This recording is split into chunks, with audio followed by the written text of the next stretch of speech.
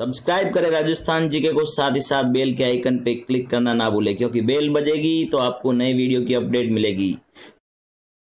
नमस्कार मित्रों, Rajasthan GK tricks में आप सभी का स्वागत है। आज का हमारा जो वीडियो है छंद पार्ट 3 के ऊपर मैंने बनाए हैं।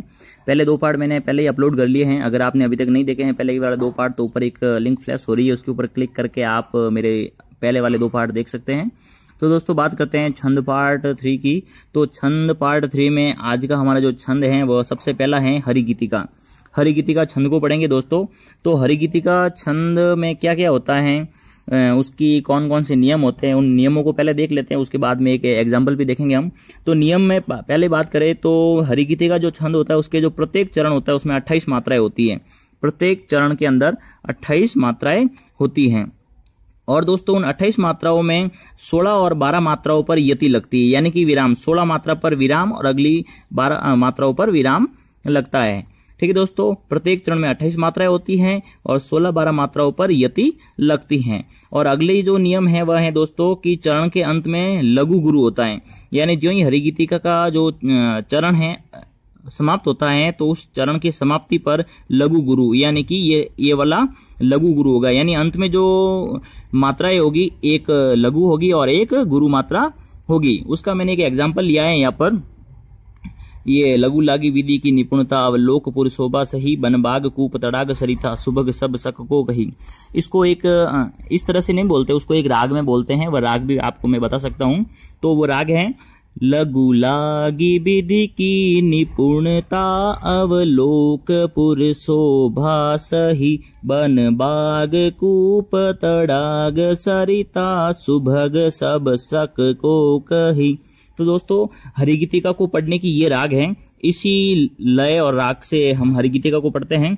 तो अब हरिगीतिका के अंदर मैंने पहले ही जो मात्रा है उन मात्राओं को लिख के रखा है। अब इन मात्राओं को हम देखेंगे। पहले मैंने मात्रा लगाई है, ल में कोई मात्रा नहीं तो लघु, लघु, गुरु, लघु। इस तरह से मैंने पहले भी आपको बता दिया है कहाँ पे लघु आएगी, कहाँ पे गुरु आएगी। तो पहले मैंने मात्रा लिख रखी है।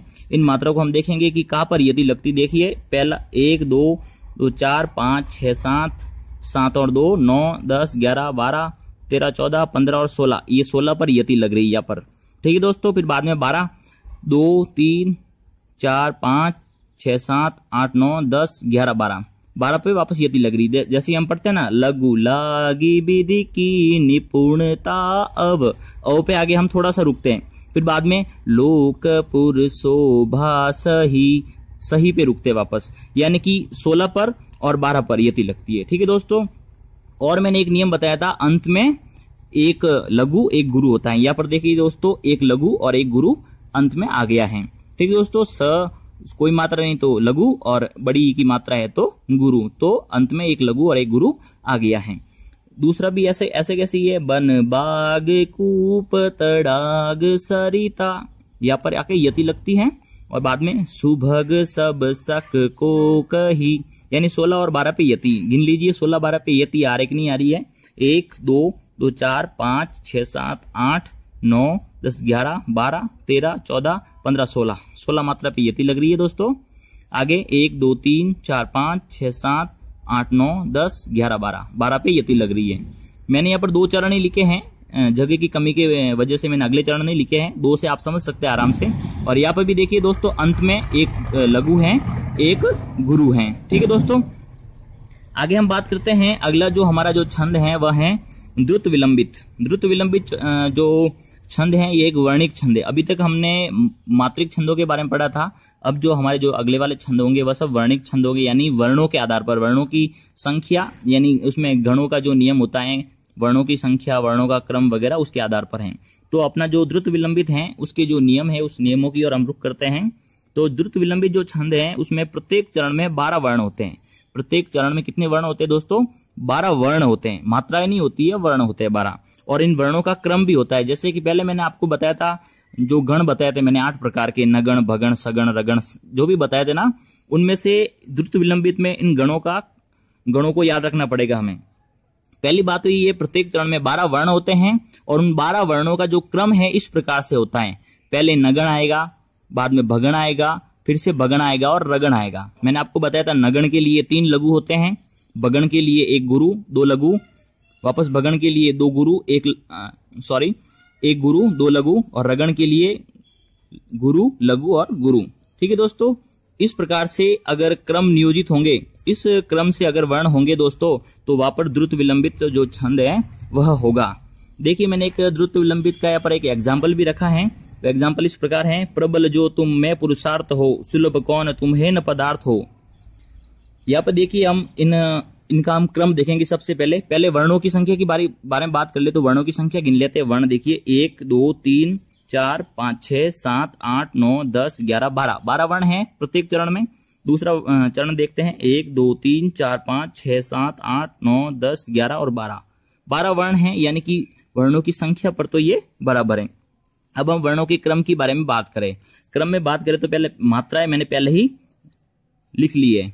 ठीक दोस्तों, मात्राएं मैंने पहले ही लिख ली हैं। तो इन मात्राओं पर जो है ये भगण और रगण सेट बैठते कि नहीं। सबसे पहले वर्णों के क्रम में नगण आएगा। क्या आएगा दोस्तों? नगण, यानी कि 3 लघु आएंगे। पहले चरण में देखते 3 लघु है क्या। पहले सबसे पहले 3 लघु है दोस्तों, 1 2 और 3 लघु हैं। आगे की बात करते हैं दोस्तों, भगण आएगा। भगण में होता है 1 गुरु और 2 लघु।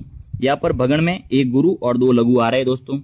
उसके बाद वापस भगण आएगा तो 1 गुरु और 2 लघु होंगे, 1 गुरु 2 लघु। और अंत में क्या आएगा दोस्तों? रगण, यानी कि 1 गुरु 1 लघु और 1 गुरु। तो अंत में यहाँ पर भी आ रहा है दोस्तों 1 गुरु 1 लघु और 1 गुरु।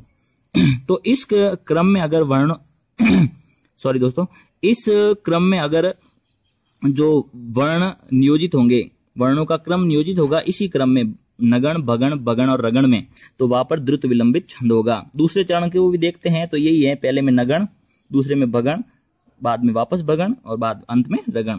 तो नगण, भगण और रगण, इस क्रम में अगर गण होते हैं तो वहां पर क्या होता है दोस्तों?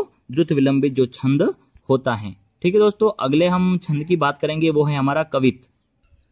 कवित की बात करेंगे दोस्तों। जो कवित होती है वह एक लय प्रदान छंद होता है और अगणात्मक होता है, यानी उसमें गण का कोई नियम नहीं होता है, गण का कोई भी नियम इसमें नहीं होता है। और ये भी कवित भी क्या है? एक प्रकार का वर्णिक छंद है।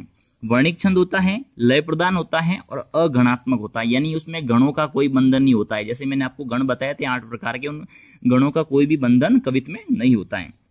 ठीक है दोस्तों, कवित जो होता है वह एक प्रकार का वर्ण दंडक छंद है। कवित क्या है दोस्तों? दंडक छंद होता है। क्योंकि दोस्तों दंडक छंद वह होता है इसमें 26 वर्णों से अधिक वर्ण होते हैं। प्रत्येक चरण में अगर 26 वर्णों से अधिक वर्ण होंगे तो वह क्या होगा? दंडक छंद होता है। जो कवित होता है, कवित में 31 से लगाकर 33 तक वर्ण प्रत्येक चरण में होते हैं, इसलिए कवित को दंडक छंद भी माना गया है। ठीक है दोस्तों, कवित में जो चरण होते हैं वो 4 होते हैं, 4 चरण होते हैं और पंक्तियां होती है 8 दोस्तों। 4 चरण और पंक्तियां 8 होती है।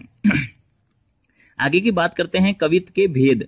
गति के आधार पर कवित को 2 भागों में बांटा जाता है। जो गति होती है कवित को पढ़ने की, उसकी गति के आधार पर कवित को 2 भागों में हम विभाजित करते हैं। एक तो होता है मनहरण, दूसरा होता है घनाक्षरी। कवित मनहरण, कवित घनाक्षरी। ठीक है दोस्तों, तो कवित मनहरण जो होता है उसमें 31 वर्ण होते हैं प्रत्येक चरण में, और घनाक्षरी जो होता है उसमें प्रत्येक चरण में 32 और 33 वर्ण होते हैं। आगे घनाक्षरी के भी 2 भेद होते हैं, रूप घनाक्षरी, देव घनाक्षरी। रूप घनाक्षरी में 32 वर्ण, देव घनाक्षरी में 33 वर्ण होते हैं दोस्तों। तो सबसे पहले हम बात करेंगे मनहरण की। ठीक है दोस्तों, पहले तो आपको यही याद रखना है कवित के 2 भेद, मनहरण और घनाक्षरी। पहले हम बात करेंगे मनहरण की। तो जो मनहरण कवित होता है उसके अंदर प्रत्येक चरण में 31 वर्ण होते हैं। 31 मात्राएं नहीं होती दोस्तों, 31 वर्ण होते हैं। ठीक है दोस्तों, 31 वर्ण होते हैं प्रत्येक चरण में।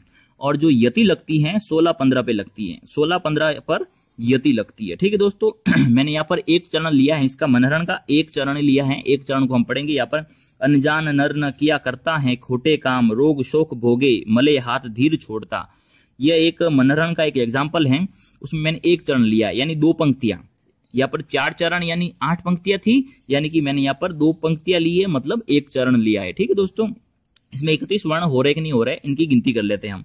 1 2 3 4 5 6 7 8 9 10 11 12 13 14 15 16 17 18 19 20 21 22 23 24 25 26 27 28 29 30 31 31 वर्ण हो रहे दोस्तों, यानी कि मनहरण कवित हैं। और यति जो 16-15 पे लग रही है, पहले मैंने या तक गिने थे 16 हो रहे थे, 1 2 3 4 5 6 7 8 9 10 11 12 13 14 15 16 16 पे यति लग रही है, वापस 15 पे लगेगी। 1 2 3 4 5 6 7 8 9 10 11 12 13 14 15, यानी कि 16 15 पर यति लग रही है।